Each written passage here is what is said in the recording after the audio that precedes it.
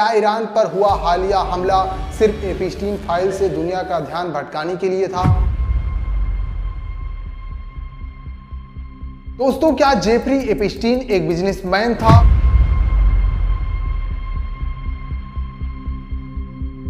या फिर वो दुनिया की सबसे खतरनाक खुफिया एजेंसी मोसाद का एक मोहरा था?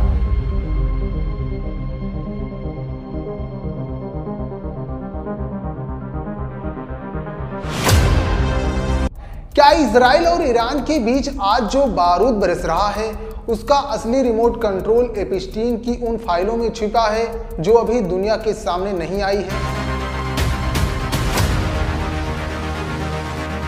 डोनाल्ड ट्रंप, जो इजराइल के सबसे पक्के दोस्त माने जाते हैं, वो 2024 में अचानक ईरान पर हमला करने से पीछे क्यों हट गए थे?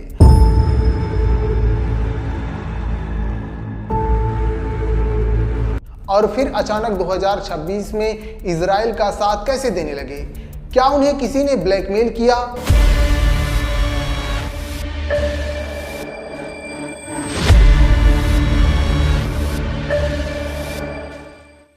आज इस वीडियो में हम उस सच की तह तक जाएंगे जिसे मुख्य धारा का मीडिया आपसे छिपा रहा है। नमस्कार। एक ऐसी रिपोर्ट जो भू राजनीति और खुफिया दुनिया के सबसे बड़े राज का पर्दाफाश करेगी। ईरान और इजराइल युद्ध और ट्रंप की भूमिका। पिछले साल जब ईरान और इजराइल के बीच तनाव चरम पर था तो पूरी दुनिया को लगा कि अमेरिका तुरंत इजराइल की ढाल बनकर खड़ा हो जाएगा। बेंजामिन नेतन्याहू ने ट्रंप से मदद की गुहार लगाई, लेकिन ट्रंप ने इसे टाल दिया। वो कहते रहे हम आएंगे, बाद में देखेंगे, और नतीजा क्या हुआ? जब तक अमेरिका बीच में आया तब तक ईरान ने इजराइल को भारी नुकसान पहुंचा दिया था।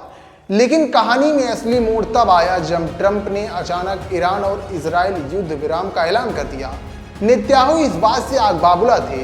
वो चाहते थे कि ट्रंप ईरान के परमाणु ठिकानों को तबाह कर दे, लेकिन ट्रंप ने हाथ पीछे खींच लिया। आखिर क्यों? क्या ट्रंप किसी बात का डर सता रहा है? अब इस खेल में एंट्री होती है जेफरी एपिस्टीन की। दुनिया उसे एक रईस इन्वेस्टर के तौर पर जानती थी, लेकिन पर्दे के पीछे का सच खिलौना था। एपिस्टीन पर मासूम बच्चों की तस्करी और दुनिया के ताकतवर नेताओं को फंसाने के गंभीर आरोप थे। अब सवाल यह है कि क्या एपिस्टीन मोसाद का एजेंट था? जानकारों का मानना है कि एपिस्टीन का काम सिर्फ अय्याशी करना नहीं था, बल्कि दुनिया के सबसे ताकतवर नेताओं, चाहे ट्रंप हो, बिल क्लिंटन हो या बिल गेट्स, उन्हें अपनी प्राइवेट आइलैंड पर बुलाना, उनकी गलतियों को रिकॉर्ड करना और उनकी फाइलें तैयार करना था। ये फाइलें मोसाद के लिए एक बड़ा हथियार की तरह थी। इसका मकसद था दुनिया के लीडर्स को ब्लैकमेल करना ताकि वो वही करें जो इजराइल चाहता है।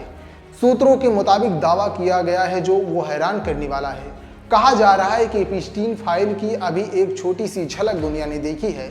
चर्चा है कि मोसाद ने ट्रंप को सीधी चेतावनी दी होगी, अगर आपने ईरान पर हमला नहीं किया तो हम वो फाइल रिलीज कर देंगे जिनमें आपका नाम है। सोचिए, अगर वो असली फाइल बाहर आ गई तो ट्रंप का राजनीतिक कैरियर मिट्टी में मिल जाएगा और वो सीधे जेल की सलाखों के पीछे होंगे। क्या अमेरिका का राष्ट्रपति, जिसके पास दुनिया की सबसे बड़ी ताकत है, वो भी इन फाइलों के आगे बेबस है? क्या ईरान पर हुआ हालिया हमला सिर्फ एपिस्टीन फाइल से दुनिया का ध्यान भटकाने के लिए था? दोस्तों, मोसाद दुनिया की सबसे शातिर एजेंसी मानी जाती है। उसका हनी ट्रैप नेटवर्क इतना मजबूत है कि बड़े बड़ी सूरमा उसके जाल में फंस जाते हैं। जेफरी एपिस्टीन और उसकी पार्टनर गिलेन मैक्सवेल इसी सिस्टम का हिस्सा थे।